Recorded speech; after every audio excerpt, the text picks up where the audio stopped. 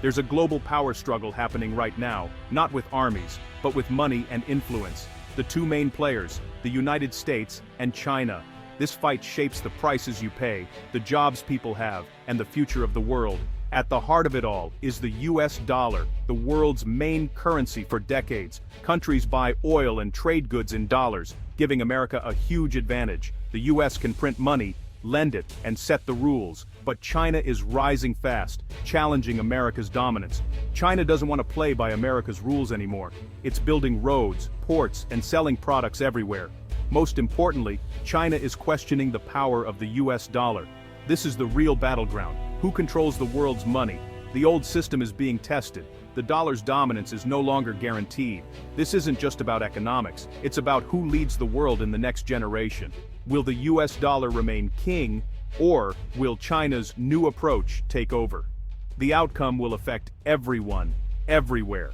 The stakes: global leadership for the next 50 years. The US wants to keep its edge, but China is determined to change the game. The world is watching as these two giants battle for control. Every decision, every crisis is part of this larger struggle. The fight is quiet, but its impact is massive.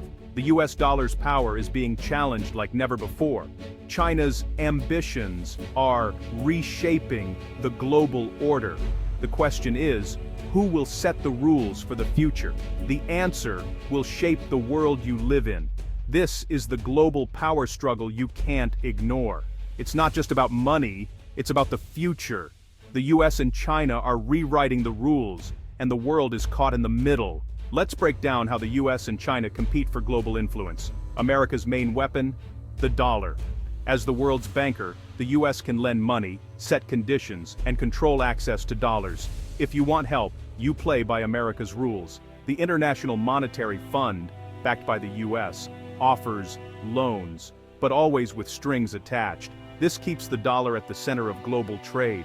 For many countries, there's no real alternative. China's approach is different.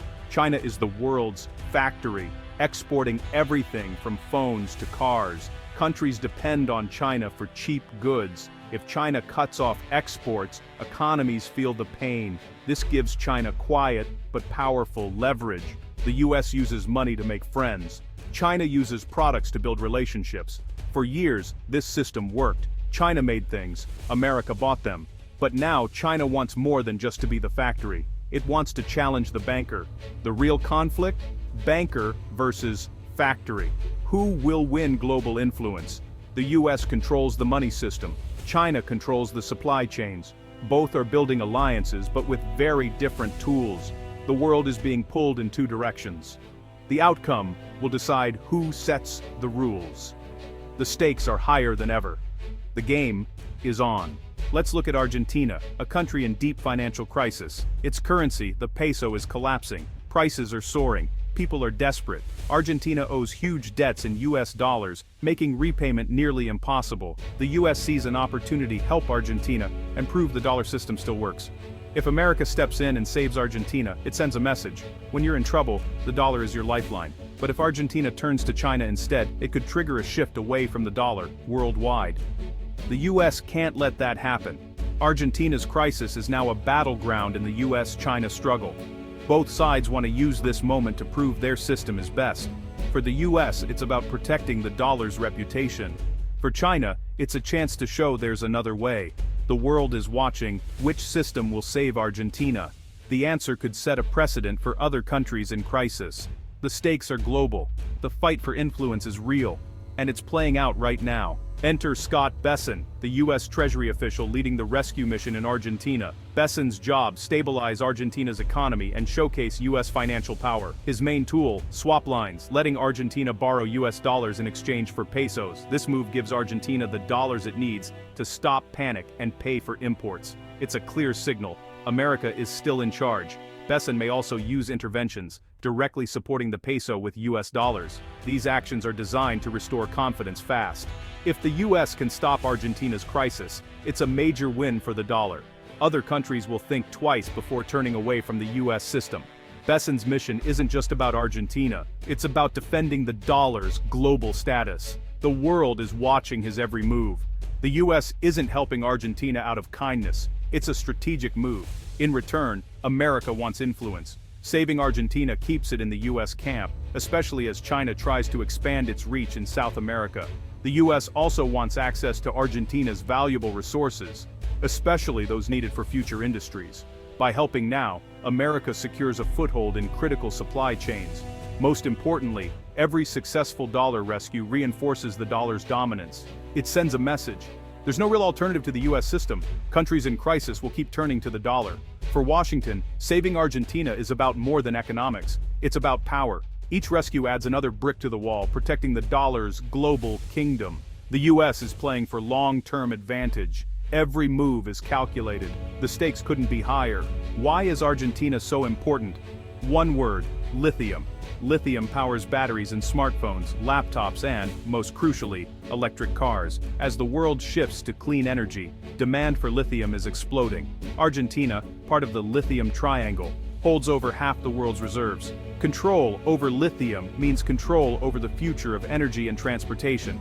The US wants its companies to have access to Argentina's lithium, securing supply chains for decades. If China dominates lithium, it could control prices and supply. Helping Argentina now gives the US a seat at the table. It's about connecting financial power with future needs. The US is using the dollar today to secure tomorrow's resources.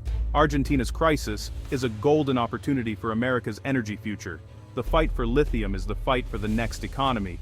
While the US defends the dollar, China is making its own moves. China is quietly selling US government debt, reducing its reliance on the dollar. With the proceeds, China is buying gold, lots of it. The Chinese central bank, companies, and citizens are all stockpiling gold. China is also buying gold mines worldwide, securing the source.